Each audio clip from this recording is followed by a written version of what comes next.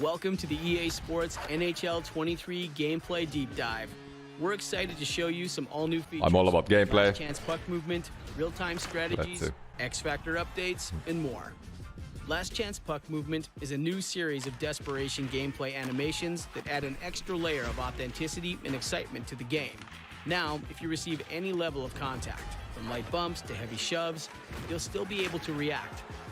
Previously, when this happened, there was a loss of offensive player control to reward defense, but that never really felt authentic and mostly impeded the action. We wanted to fix that to keep the flow of the game moving and create more dynamic and unique plays. We've also added a new mechanic, where if you double tap, either shoot or pass while skating towards a loose puck, you'll be able to make a diving, desperation attempt at the puck. To make all these new desperation animations feel authentic, we focused on replicating real-world examples seen in the NHL. And what started as a small set of 25 animations expanded to the over 500 you'll find in the game. It's also important for us to ensure the feature is balanced, so we added these moves in defensive situations as well. And if a defensive player is in a good position, those desperation plays can be easily countered.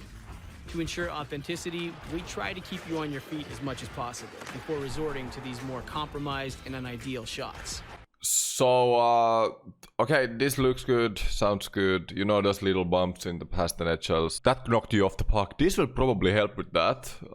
That's great. We'll obviously have to see how it works. I'm a little worried about diving to the loose pucks, because if there's a rebound in front of the net, is everybody just going to dive into that shot? You know? But yeah. We need to see how it plays. Strategies. To help give you more control over the action, we've updated our strategies across the board. We've added 2 new strategies to NHL 23. The first being the 1-3-1 power play, and on the penalty kill, we've added the 1-1-2, which you might know is triangle +1 or wedge +1. That serves as a good counter to the 1-3-1. We've also added the ability to rearrange the player positions before and after the face-off, which will increase your ability to set up plays. Plus, you can now assign 3 different roles on the power play. Distributor, finisher, this is fantastic. The AI will know who to distribute the puck to based on their role, position, situation, and X-Factor tendencies. We also added a new feature this year called Assisted Strategies. These will pop up in-game and let you know when there's an opportunity for your strategy to shift on the fly and give you a better chance to either get back into or finish the game. X-Factors. Okay, about strategies, I would like to see more new ones, but this is a step in a great direction. In powerplay, having to choose who takes your face-offs is massive. Couple new strategies is awesome. I would like to see whole new strategies across the board, a lot more, but that sounded very good. Are our most significant in-game abilities. And this year, we've added a pair of new ones and updated the existing suite. The 2 new X-Factors are Trevor Zegras' Skilled Up, which lets you recreate his viral flick pass over the net, and Sarah Nurse's Relentless, which increases your ability to shoot and pass while off balance. We've also been working on retaining and balancing the existing abilities and improving the underutilized ones and how they line up with the more popular ones. AI. This year, we focused on updating our AI's goaltending and teammate awareness abilities. AI goalies will now have access to more tools than ever, with over 300 new save animations that were previously only available to human goalies, adding more authenticity to their role. We also addressed the fundamentals, like improving goalie intelligence and ensuring we're rewarding proper positioning and Okay, about goalies quickly. Like I said, I got to play this game in Paris. Granted, it was arcade race. The goalies did make a lot of cross-crease saves. I hope that's not overpowered. At the same time, I do like them make cross-crease saves, maybe a bit more what they've done. But at the same time, if you think about it, cross-crease is a chance scoring chance. Those should go in a lot. I think most people think they go in too often. I agree, couple saves could be made here and there, but at the same time, cross-crease is so easy to defend and take away in competitive games. They should make other ways to score on top of the cross-crease, but I don't want them to take one-timers away from the game by making the goalies save them every time, because that's not realistic at all and not fun for anyone. Other than those guys who can't defend, of course. And in an update to AI skaters, they'll now gesture to indicate when a player is open and which player is most dangerous when on the defensive side. They'll also lift their stick to show when they're taking I was just saying, These moments all lead to more authentic, nice interactions and dynamic gameplay. I love that.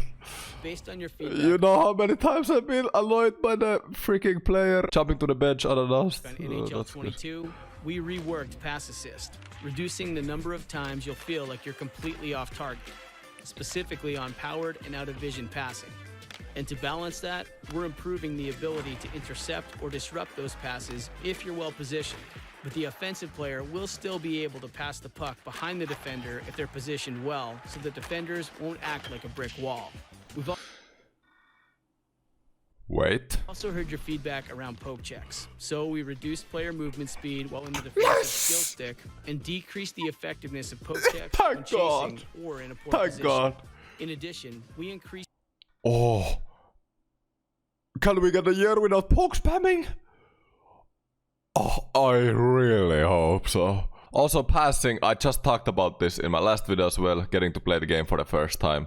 Yeah, it was arcade, but I noticed a huge difference in the passing, so good that I wasn't just completely off with that, but the updated poke checks is huge. We increased puck carrier speed to create more separation between players and ensure that the fastest skaters in the league act like it. Okay. Thank you for tuning in. We'll be back in September to showcase more NHL 23 gameplay, presentation, game modes, and Hockey Ultimate Team. Okay, not even trying to blow smoke up anybody's, but that was one of the best NHL trailers I think I've seen. That actually got me excited. Like I said in my first thoughts video, the game feels similar-ish to NHL 22, but they've made so many of those quality of life improvements that will most likely make this game very nice to play. Like the NHL 22, let's just talk how it is. I think NHL 22 is not as bad as people make it out to seem. I'm just strictly talking about gameplay wise. If NHL 22 poke check wasn't so overpowered, the game would be 50% better. Just like that. If the passing would be easier, the game would be maybe 20-30% better. Just like that. At least more fun. To have those on top of the other minor stuff, the game might be very fun to play this year. At least I hope so. At least the trailer makes it out to be that way. Of course, that's what trailers are supposed to do, but I'm just strictly thinking about what I experienced in NHL 22. What were my complaints? Like, I feel like those were completely addressed gameplay-wise. Everything we saw in the trailer, I basically talked about. So yeah, time to hear from you guys. What do you think? Am I crazy here? But like, I felt like there was plenty of like very good stuff showed here. But okay, beta is out today.